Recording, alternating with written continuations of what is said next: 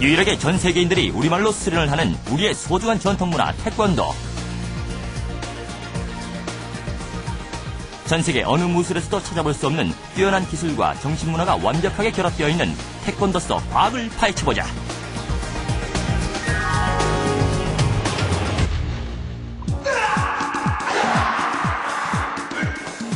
태권도를 기술로 구분하면 크게 기본 동작, 품새, 벼루기, 호신술 등으로 나눌 수 있는데 모든 동작은 손기술과 발기술의 조합을 통해 이루어진다.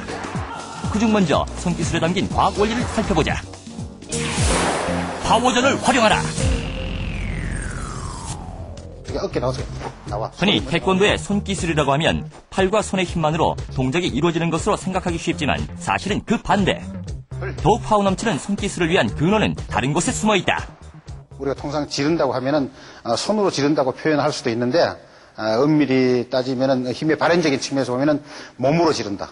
더 나아가서는 우리가 주춤서 몸통 지르기도 발끝으로 지른다라고 표현할 수도 있습니다. 그래서 왜 그러냐면 외력에서 가장 먼저 힘이 생성되니까 그 힘을 가지고 우리가 통상 파워전의 어깨에 회전 운동으로 전환시켜서 그 힘이 상체의 각운동량으로서 팔의 상완, 하완, 손으로 힘을 전이시키는 것이 우리가 통상 지르기의 기본적인 원리라고 표현할 수 있습니다. 여기서 파워전이란 우리 몸의 명치 아래 허벅지 위의 근육 부분을 지칭하는 말로 신체에서 가장 큰 근육 라인인 복근, 등근, 대퇴근을 말하며 우리가 힘을 발휘하는 근간이라고 할 수 있다. 기본 지르기의 원리를 다 알고 인지하고 지르더라도 몸에 힘이 들어가면 안 된다.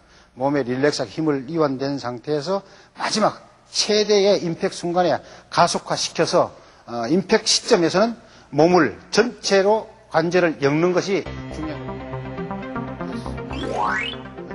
태권도의 찌르기 기술이 단순히 손의 힘이 아닌 하체와 발끝에서 발현된 힘을 모아 지른다라는 의미는 간단한 격파 실험으로도 쉽게 확인할 수 있다.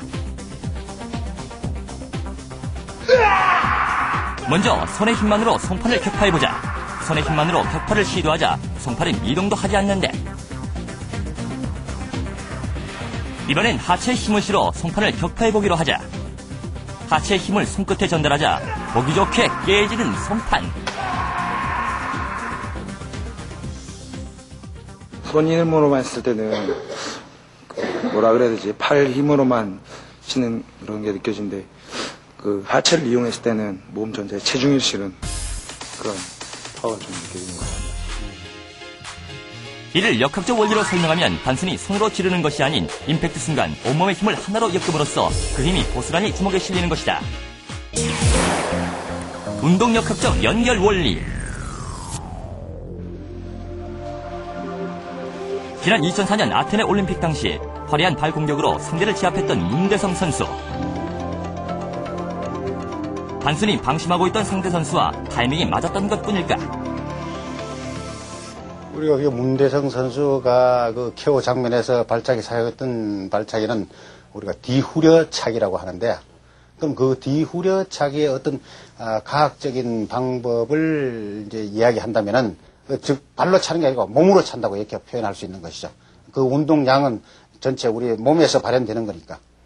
특히 그것이 이제 상체 회전에서 일어나는 각운동의 빠른 회전 운동량이 필요한 거죠. 다양한 과학 원리를 담고 있는 태권도. 손기술에 이어 이번엔 발기술에 담긴 과학을 파헤쳐보자. 먼저 발기술 중 기본이 되는 앞차기의 원리를 확인해보면 가장 중요한 것은 뭐냐면은 키네틱 링크 프린시플이라고 하는데 통상 운동 역학 연결 원리라고 하는데 그것은 무엇이냐면은 내 손발의 속도를 높이기 위해서는 내 신체 질량중 중에 우리 통상 허리에 여기에 힘을 발휘된 힘을 가지고 고관절, 대퇴, 하퇴로 이어지는 원리를 통상 운동 역학 연결 원리라고 합니다.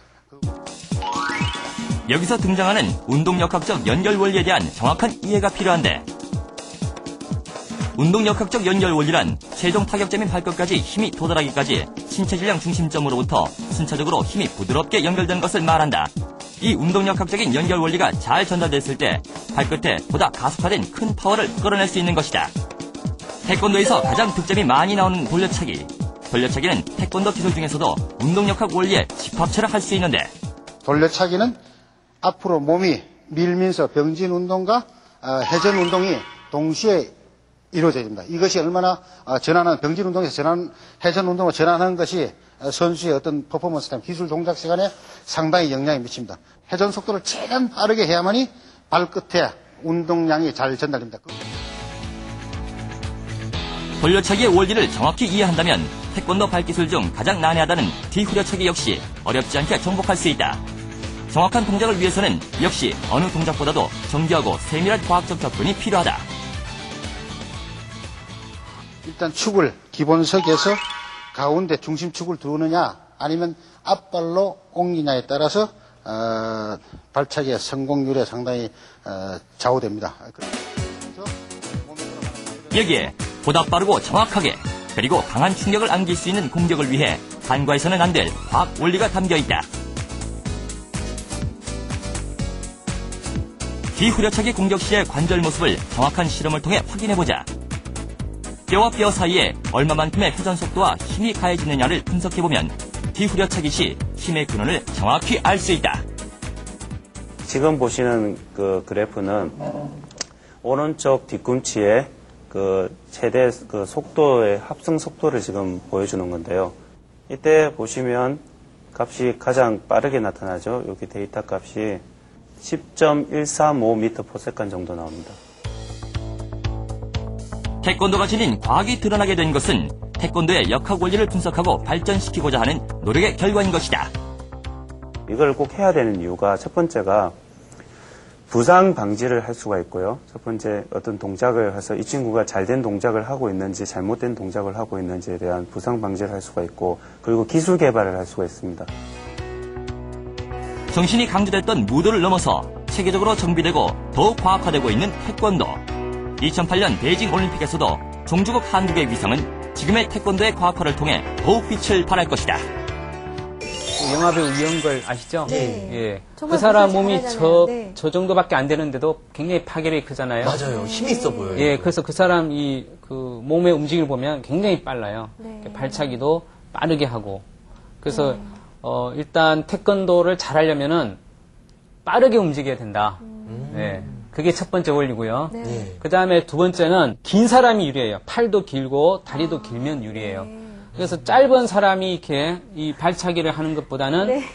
똑같은 몸무게를 가지고 있지만 다리가 긴 사람이 발차기 할 때 여기 발에 들어가는 힘이 커요. 네. 이것도 우리가 지난번에 각 운동력 보존의 법칙에서 배웠죠. 네. 사실 우리 영화를 보면은 채찍질 휘두르는 장면 있잖아요. 예. 그게 좀 관계가 있는 건가요? 실제로 이렇게 채찍질 하는 것을 보면 채찍의 길이가 짧거나 긴 거, 두 가지 중에 어느 게 더 아프겠어요? 긴 거? 길면 길수록 더 아파요. 예. 그거는 아까도 얘기했지만 각 운동량이란 거는 내가 힘을 주는 이 부분이 길수록 네. 그 끝에 힘이 많이 모이거든요. 네. 물론 이제 내가 이 들고 조절하는 거는 힘들지만 네. 그러니까 끄트머리일수록 중심에서 멀고 멀어질 수 그 다음에 우리 회전 목마를 한번 생각해 보세요. 회전 목마를 타면 중심에서 멀수록 돌아가는 속도가 빠르죠. 네. 맞아요. 그러니까 채찍의 끝이 속도가 빨라요. 네. 그러니까 힘이 아까 모아지고. 그렇죠.